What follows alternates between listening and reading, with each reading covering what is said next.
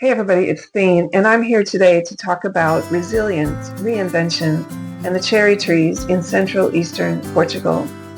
So a long time ago, this part of Portugal, east of Coimbra, if you know Portugal, it had crops, it had people, it had bees in the olive trees, and it had shepherds. Yes, it had shepherds. And generations of family had worked in this part of Portugal, in the heartland of Portugal.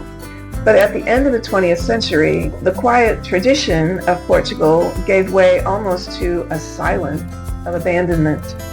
But these cherry trees had existed for thousands of years in this part of Portugal.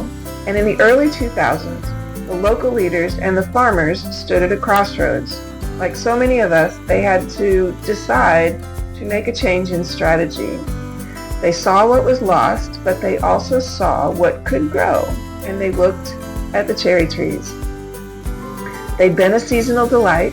They were there in the gardens. They were usually gathered by hand and shared in the basket. But what the local leaders and the farmers decided to do was to use them, that superpower of theirs, to create a future. And they created this brand called the cherries de Fundão, the cherries of Fundão. And later they created a festival in the first week of June for everyone to come and visit. And they said, come and taste what we cultivated. And today Fundão is not a place of decline, but of design. What was nearly lost became the root of something new. We can have cherries in the cherry gin and tonic. We can have cherry pastel de nata. We can have cherry pastries. We can have cherry jam, cherry liqueurs, all sorts of things, even cherry pizzas we can have.